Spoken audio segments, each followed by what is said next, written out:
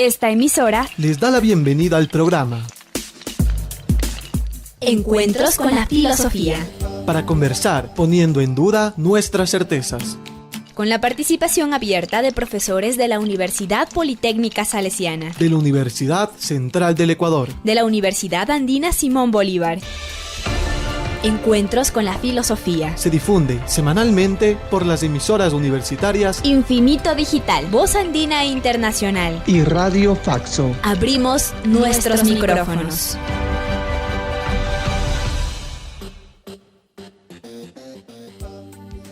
Bienvenidos y bienvenidas al programa semanal Encuentros con la Filosofía. Les saluda Edison Aguilar Santa Cruz. Es un gusto encontrarnos una vez más en este espacio de encuentros entre vida cotidiana y filosofía, precisamente ahora que vivimos situaciones inciertas con alcance local y mundial. Abordamos con la colaboración de docentes universitarios en media hora un tema de la vida cotidiana para repensar la existencia humana desde la filosofía. Saludo a Tito Chela en la cabina de Radio Voz Andina Internacional.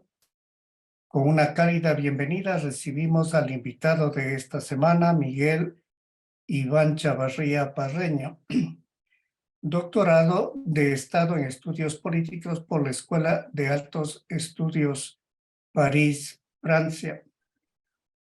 Maestría en Filosofía Política por la Universidad Católica de Lovaina, docente de la Pontificia Universidad Católica del Ecuador desde hace 22 años. También docente de Flaxo, Ecuador, y del Instituto de Altos Estudios Nacionales. Buen día, Miguel. Buenos días o buenas tardes, Edison, Tito, igualmente, buenas tardes. Estamos listos, ¿sí? El encuentro de esta semana con Miguel Chavarría trata acerca de populismo. Así, en el primer segmento exploraremos esta temática en la vida cotidiana. En el segundo segmento, Miradas Filosóficas, nuestro invitado compartirá desde su perspectiva filosófica algunas reflexiones sobre populismo. Y en el tercer segmento que más encontrar, Miguel Chavarría compartirá recomendaciones y sugerencias para acercarnos más a la temática de esta semana. Así, nos trasladamos al segmento Vida Cotidiana con la Filosofía.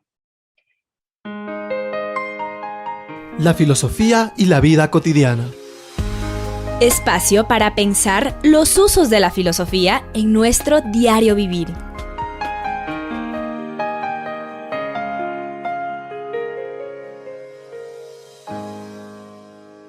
En Vida Cotidiana preguntamos a Miguel Chavarría, cotidianamente, ¿a qué llamamos populismo? Es difícil la definición porque ha tenido tantos matices desde el siglo XIX, digámoslo así, con los populistas rusos, en general, los Narodnik, que se los llamó. Pero podemos observar ciertas características. Quizás no sea tan factible dividirlo entre populismo de izquierda o derecha, pero se produce, primero hay un fenómeno histórico y que es un fenómeno teórico a la vez, el hecho de que la democracia representativa está en una fase de, digámoslo así, de descomposición, una fase de decadencia como tal. Y de acuerdo con los estudios, el populismo surge casi como quizás una alternativa, un intento, una especie de lógica política que de algún modo quiere desplazar, modificar o reemplazar el problema central de las democracias contemporáneas, que es el problema de la representación política. Porque la representación política está en términos, digámoslo así, en términos cortos y mayores, sin mayores explicaciones, está en una una descomposición, está bajo la forma de mutaciones de ella. No podemos seguir con el tipo de representación. Los partidos políticos ya no son partidos políticos como se los concibió, han dejado de ser, son empresas electorales, han dejado de ser escuelas de formación, escuelas de conducción, de orientación para diversos colectivos, obreros. Al mismo tiempo también hay una crisis, ya no somos sociedades de clases, ya no somos sociedades digámoslo, de clases sociales. Ahora hay nuevas configuraciones, son sociedades de masas, sociedades del consumo, sociedades, como diría la Escuela de Frankfurt, una industria cultural, y todo ello que aparentemente está fuera del populismo, pero incide en estas metamorfosis. Entonces el populismo se pretende ser una especie de, digamos, de aproximación a esta figura que él diseña, que él evoca, que es constantemente la figura del pueblo, sin saber exactamente en qué consiste, sin poder definirlo, lo que es el pueblo. Okay. Las miradas filosóficas. Espacio para examinar enfoques y reflexiones filosóficas. De hecho, ya en miradas filosóficas, lo que podemos preguntar entonces es, si bien entre el pueblo y multitud, acababa de revisar algún artículo, una discusión entre pueblo y multitudes, pero para este segmento la pregunta es, ¿qué ha dicho el pensamiento filosófico acerca de populismo? Bueno, más que el pensamiento, digamos, que el populismo no es un objeto del pensamiento filosófico, pero sí, de algún modo podemos plantearnos ahí el hecho de que este objeto que es el populismo, qué tipo de pensamiento para pensar ese objeto es el que está implícito. Entonces, lo que podemos señalar es a partir de esta consideración, si consideramos que la filosofía radica en las facultades, en preguntarse qué facultades de pensamiento o qué tipo de pensamiento piensa el objeto pensado, así podríamos tratarlo, más que directamente el populismo. Entonces, podríamos responder que en el populismo nosotros encontramos un cierto estilo, podríamos decir que va desde un estilo de gobierno, una forma de gobernar, dada por esta aproximación o al menos por esta eliminación de canales intermedios de representación. Eso es muy importante para comprender. Es como que la lógica de los partidos, la lógica, las instituciones políticas ya no son las mediadoras entre la sociedad y el Estado, entre un gobernante y sus gobernados. Entonces, se tiende a esta aproximación. Una aproximación dada por múltiples pedidos o múltiples exigencias, digamos así. Se cree que gobernar ahora es aproximarse mucho más al pueblo. Esta categoría, el pueblo como tal, que puede confundirse con la multitud, que puede confundirse con una clase social, si ella existiese, que puede confundirse con aquellos que se identifican de modo, digámoslo así, muy inmediato o expeditivo, como lo popular, o que aquellos que reivindican lo popular y que pueden perfectamente caer en esa categoría. Entonces, es toda una aproximación en el pensamiento y entre esta forma de gobernar, de representarse, y aquellas formas y lo que digámoslo así, la relación que queda entre el gobernante en esta aproximación y lo que va a exigir, va a plantear el gobernado como dentro de esta misma relación. Esto creo que es muy importante tomarlo en consideración para poder diferenciar. Hay otros autores latinoamericanos, he vuelto a revisar, por ejemplo, el trabajo de Laclau, Ernesto Laclau, sobre la razón populista, y él establece que en el populismo hay unas lógicas de, digámoslo así, de ensamblaje, unas lógicas de homogeneización, una lógica de la comunidad que es la que está presente constantemente en ella, y por lo tanto puede usar como este significante vacío, puede usar una serie de símbolos, palabras, para designarse a sí mismo. Por lo tanto, no es una ideología explícita como tal, no hay algo que podríamos caracterizar como de izquierda o de derecha, porque es un conjunto de referencias simbólicas de lenguaje que se adecúan perfectamente bien en un momento determinado como tal. Eso es lo que podemos hacer en una primera aproximación, Edison. Bien, seguramente nos estamos preguntando cuáles son los teóricos más destacados que tratan acerca del populismo.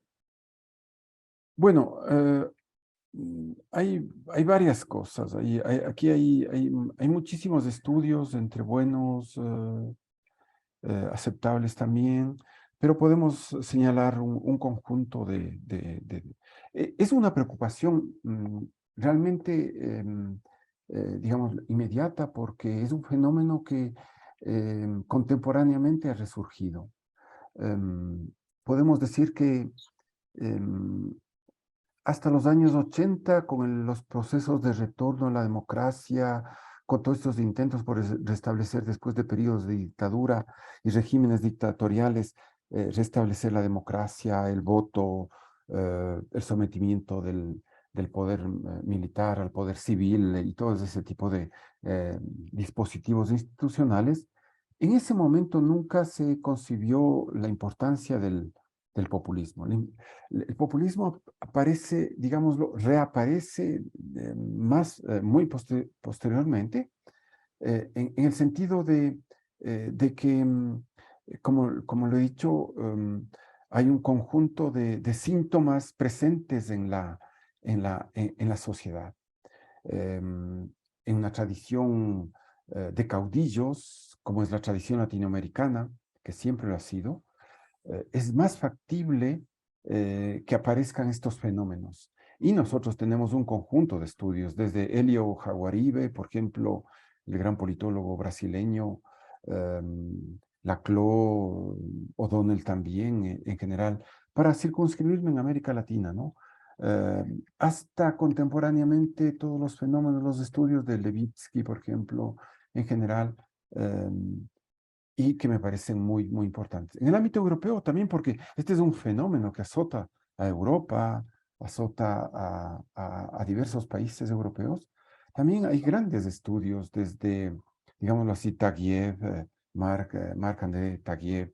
También tenemos los estudios en Estados Unidos, porque si consideramos a Estados Unidos como la primera, digamos, la cultura política que ha dado, que ha visto la emergencia del populismo con el Tea Party y muchísimos fenómenos conexos, podemos ver autores como Anne Applebaum que han tratado, digámoslo así, de manera muy, muy acertada estos fenómenos, pero analizándolos por regiones, digámoslo así, por constelaciones nacionales, podríamos decirlo así, y tratando de identificar de algún modo una base, un sustento del populismo como tal.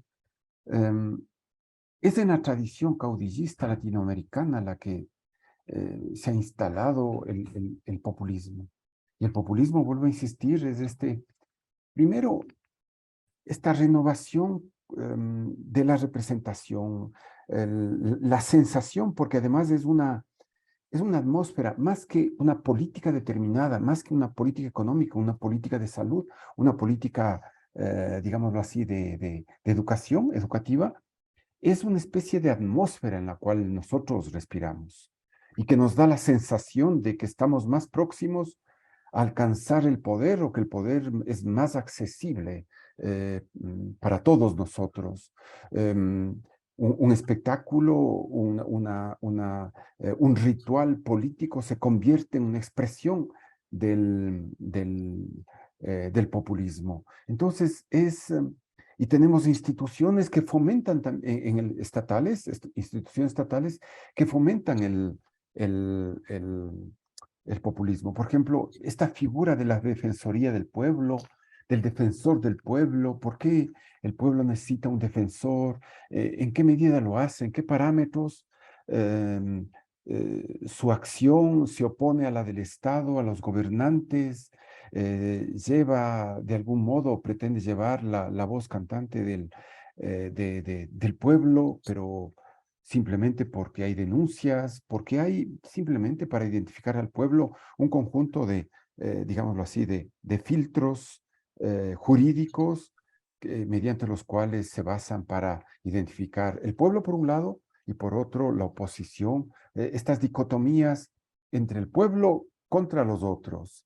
Entonces, esto es propio de la atmósfera, de este discurso que a veces se presenta como muy volátil, muy, digámoslo así, desperdigado, diseminado constantemente en alusiones, en lenguajes, digámoslo también, en símbolos políticos que no son nada fáciles de aprenderlos en una unidad o que son reacios a ingresar en una unidad de análisis, en una unidad de pensamiento, de tal modo que nosotros podamos sacar, y lo cual es imposible, una doctrina unificada del populismo.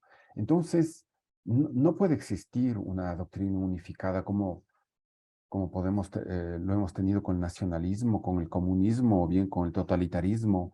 Aquí hay, digámoslo así, el populismo es una atmósfera en la cual respiramos y que nos hace sentir cercanos al pueblo y a través de él cercanos al ejercicio del poder. Esto es muy importante. En Trump hubo esa tendencia. Un gobernante que nosotros tuvimos en nuestro país, también aquella misma tendencia, y creo que el populismo es un fenómeno recurrente ahora. Ha venido de nuevo y está constantemente presente en lenguajes, en símbolos, en referencias, un conjunto de hechos que merecen un análisis, pero que no podemos unificarlos porque, vuelvo a insistir, hay una especie de dispersión del fenómeno mismo como tal. Y por lo tanto, solamente podemos atender discursos, formas de conducta, ceremonias, referencias, y entre ellos también hay mucha variación. Hay populismos que fomentan la redistribución mediante, por ejemplo, políticas redistributivas como una especie de, digámoslo así, de subsidios, pero hay otros populismos que pregonan abiertamente el combate a la migración, al extranjero. En general, todo ese tipo de referencias que nosotros hemos podido constatar que son y que nos preocupan mucho, ¿no? Para la situación actual. Según lo que estamos conversando hasta el momento, se puede decir que hay en esta atmósfera tanto que retorna, diríamos entonces que contiene muchos elementos del pasado y que de hecho se presenta cuando hay una descomposición de la democracia, como Así es. tú señalas. Y entonces, pero se podría hablar casi de una plasticidad del populismo que da para varias versiones, incluso versiones paradójicas, diríamos, que pueden afectar tanto a lo que llaman el primer mundo o el desarrollo con países emergentes o países atrasados. Entonces, se puede hablar de cierta plasticidad, de indefinición, o sea, lo que tú dices, no hay una doctrina y tampoco una teoría, Así es. entiendo. Pero, curiosamente, la filosofía sí se ha referido y tiene alguna discusión sobre el pueblo y a quién se dirige el gobierno, de quién se preocupa el gobierno, cuáles son las características de un buen gobierno, no solamente quién debe hacerlo, sino cuáles son esas características. O sea que podríamos decir que por detrás, como un telón de fondo, siempre ha habido esa preocupación del pensamiento, de la teoría, incluso de la filosofía, de acerca de para quién se gobierna o a quién se gobierna y cómo se gobierna. Entonces, Sí. podemos decir entonces que hay mucho del pasado en esta noción, en esta práctica política llamada populismo. Em, Creo que podemos decir, sí, que hay una tradición, que hay elementos del pasado que perviven, pero con la salvedad creo que no podemos confundirlo con fenómenos como por ejemplo, los sofistas en la antigüedad o ciertas formas de demagogia política, aun cuando hay otros autores que también lo identifican al populismo con cierta demagogia, es decir, demagogia centrada exclusivamente en el uso del lenguaje en un diverso, en un cierto sentido, podemos decirlo. Eh, pero tiendo a pensar que el populismo contemporáneo es completamente diferente del populismo, por ejemplo, de aquel que en América Latina surgió y que también tuvo sus orígenes, o bien fue una especie de imitación del populismo europeo de ese entonces. Hago referencia a figuras como, digámoslo, la clásica figura de Juan Domingo Perón, su esposa, Eva Perón también al mismo tiempo. Perón tenía como referencia para esa forma de populismo, por ejemplo, él era un gran admirador primero de Hitler, luego también del generalísimo Francisco Franco en España.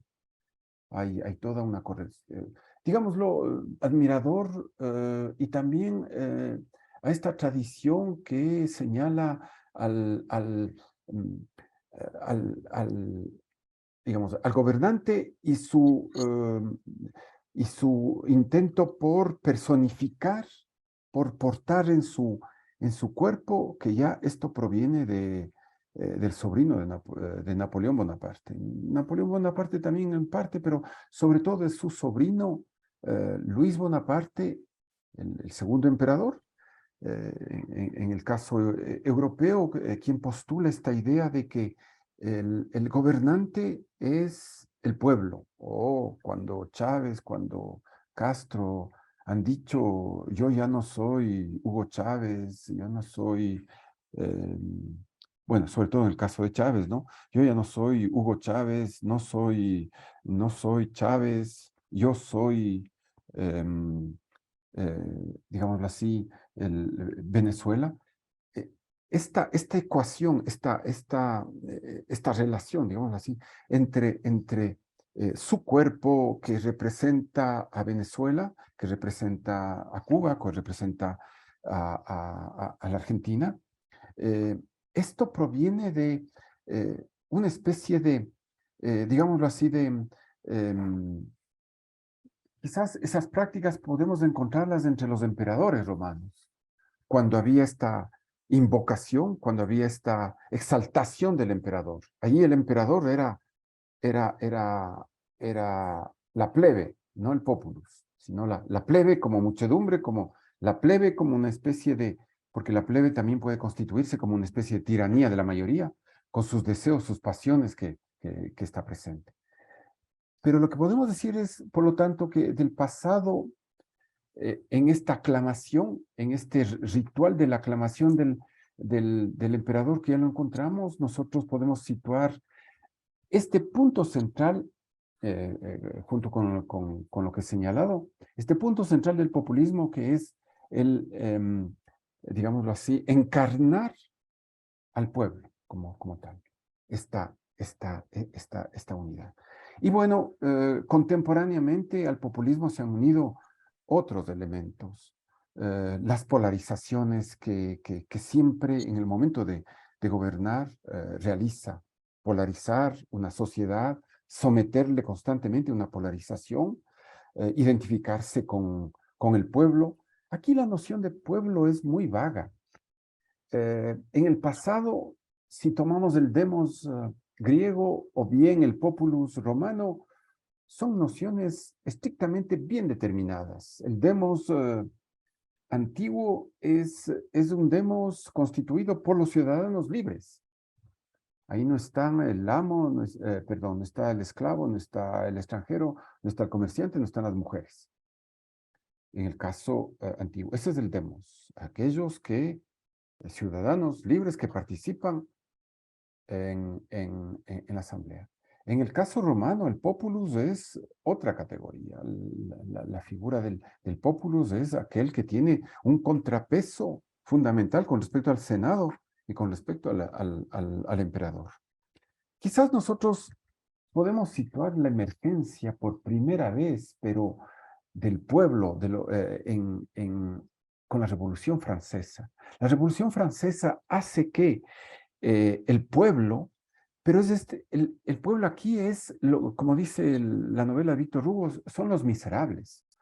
O como se dice en francés, les malheureux, los desgraciados, los desarrapados, los descamisados por completo. Pero el pueblo, digámoslo, asimilado a la pobreza, pero absoluta. Y la Revolución Francesa tiene el mérito de llevarlos a escena y cambia por completo el curso. Esta presencia hace que cambie por completo el curso de la Revolución Francesa. Porque el pobre, pero el pobre en el sentido del pueblo de ese momento, es el pobre, pero el más, digamos, el más miserable económico, no en el sentido moral, sino la miseria económica, juega un papel fundamental bajo la forma del resentimiento. Y el resentimiento es como siendo pobres, tan miserables, hay una lógica, una única lógica que se impone. ¿Quién es el responsable de mi situación? Y es el momento del resentimiento, es el momento de ajustar cuentas. Y esto tiene un potencial de torrente revolucionario y de terror que termina y va a terminar ineluctablemente en una especie de termidor, como lo hizo en el caso francés, pero también en la revolución, en la revolución soviética y también en la revolución china podemos constatar todo aquello. Entonces son formulaciones, digamos así, que hay que saber diferenciarlas, pero acá estamos tratando con otro tipo de pueblo. Es más el orgullo de llamarse popular o pueblo frente a élites o para forjar una especie de antinomia, de contradicción. Pero no necesariamente el pueblo en el sentido, le peuple, en el sentido de la Revolución Francesa que lo llevó a escena. Hasta ese momento, los pobres nunca habían hecho la historia. Y nunca la han hecho. Nunca la han hecho. Solamente hay que revisar la historia y ver quién hizo qué en el pasado. Pero a partir de la Revolución Francesa hay una especie de ingreso del pueblo en la historia como tal, pero bajo esta forma. La creación mediante pasiones políticas como el resentimiento que desemboca en una especie de torbellino revolucionario y de del año del terror, que es en 1793, 1794, que hasta el propio Robespierre, que encarnaba como sacerdote supremo, como el culto al supremo, lo encarnaba, también terminó, digamos, decapitado, en la decapitación. Muchas gracias, Miguel. Nos trasladamos al tercer momento. ¿Qué más encontrar? ¿Cómo seguir las búsquedas? Espacio de más preguntas.